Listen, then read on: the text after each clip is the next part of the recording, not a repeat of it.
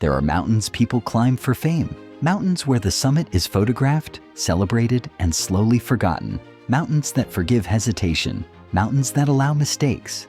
And then there is K2, a mountain people do not conquer, they survive it. K2 does not reward ambition. It does not respond to confidence or preparation. It does not care how badly you want the summit. It only waits. Known as the Savage Mountain, K2 rises not just in meters, but in reputation.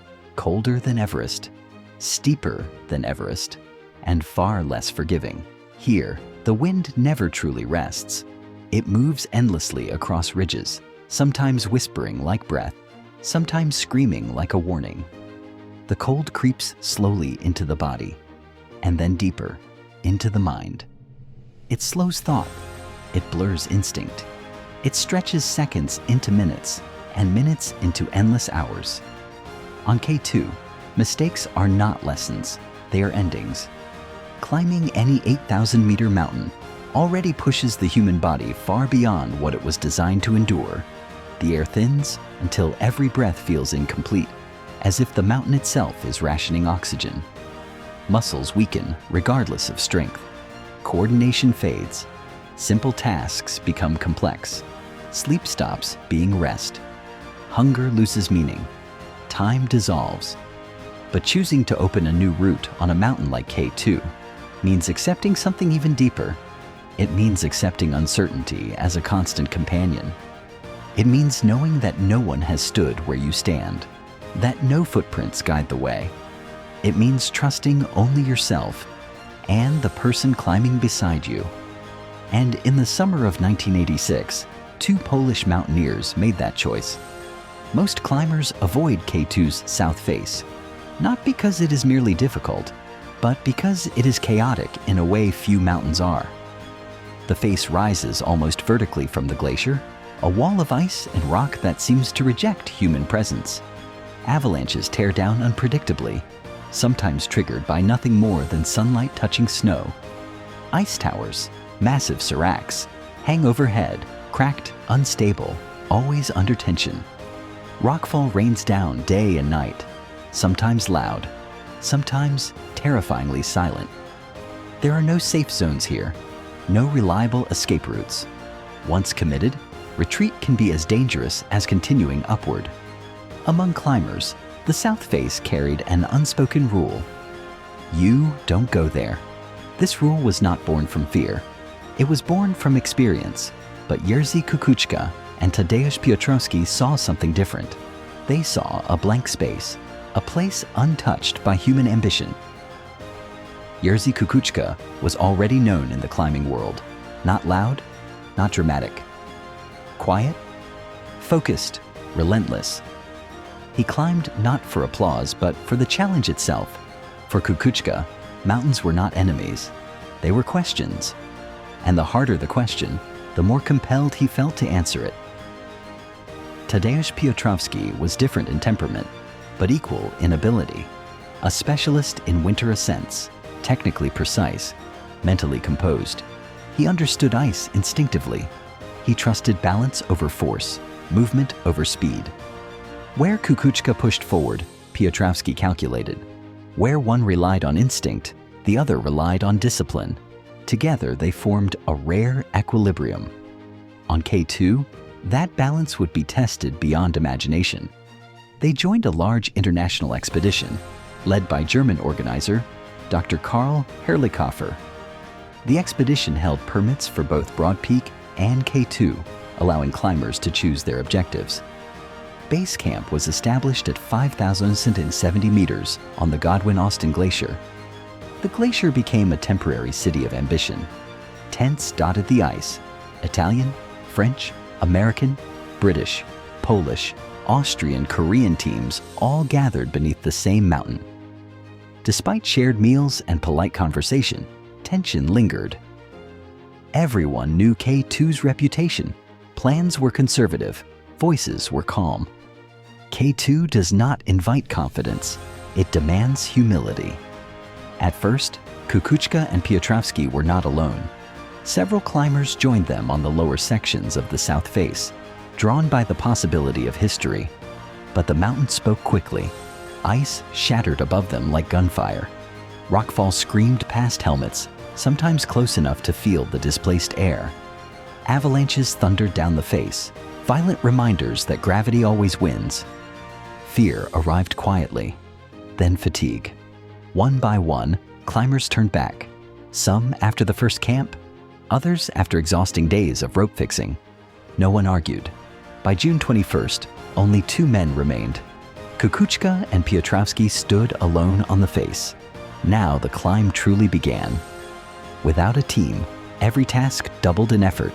Every rope had to be fixed alone, every load carried personally.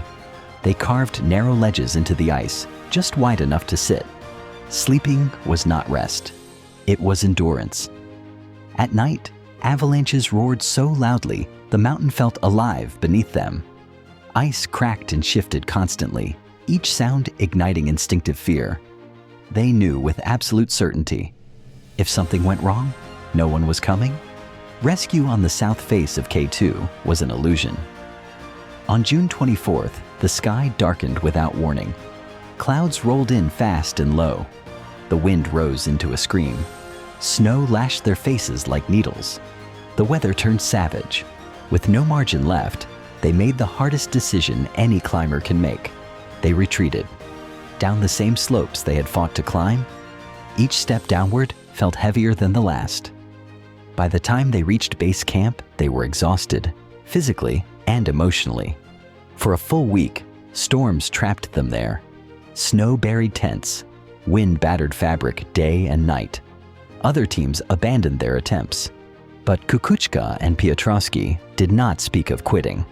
They watched the mountain, they waited, they listened to the wind. On July 3rd, the storm finally broke. The sky cleared, sharp and blue. They moved quickly now, driven by urgency and experience. They climbed past old high points, reclaiming altitude they had already paid for in pain. By July 5th, they entered a massive ice couloir, later named the hockey stick. Its walls rose steeply, trapping sound, cold, and fear. Above it, something new appeared, a near-vertical rock wall, hidden until now. Waiting. At over 800 meters, the world narrowed. Breathing burned. Thoughts slowed. Simple movements demanded total concentration. The wall ahead offered only one possible line. 100 meters of near-vertical rock. At sea level, it would be hard. At this altitude, it was brutal. They carried one 30-meter rope. 4 pythons, that was all. An entire day's effort earned them only those 30 meters. Hands numb, legs trembling. That night, they bivouacked again, exposed, frozen, dangerously low on fuel. Earlier in the climb, one of their gas canisters had been dropped. Now dehydration set in. Snow barely melted, lips cracked, strength faded. They understood what this meant. They made a choice few climbers survive. They abandoned their tent, sleeping bags, food, mattresses, everything that offered comfort. They kept only bivouac sacks and cameras. It was no longer about the summit. It was about staying alive. On July 7th, they reached the Abruzzi Ridge. The terrain eased slightly, but time was slipping away. Snow lay deep and unstable, stealing energy with every step. Then, late in the day, the slope flattened. Jerzy Kukuczka stood on the summit of K2. Moments later, Tadeusz Piotrowski joined him. They embraced, silent, exhausted, overwhelmed. There was no celebration, only relief. But the mountain was not finished. As darkness fell, they began descending with a flashlight. Then the light failed. Sudden darkness, no direction. They dug into the snow and endured another night, shaking, sleepless, waiting for dawn. The next day, the descent became chaos. Fresh snow slid beneath their feet. They lost their route repeatedly. Piotrowski was dangerously weak. Near 7,700 meters, disaster struck. One crampon slipped away, then the other. Now he had only his ice axe. Kukuczka tried to stop him. For one moment, he held. Then Piotrowski slipped past. Gone. Kukuczka screamed into the wind. There was no answer. Broken and alone, he descended.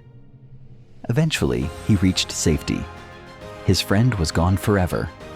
The summer of 1986 became the deadliest in K2's history. 13 climbers died. The route they opened became known as the Polish Line. No one has ever dared to climb it again. It remains untouched. Jerzy Kukuczka went on to become one of the greatest climbers in history. But K2 never left him. For him, the summit meant nothing without his friend. This is not just a story about a mountain. It is a story about ambition, trust, silence, and the cost of pushing human limits. Because on K2, the line between greatness and loss is razor thin.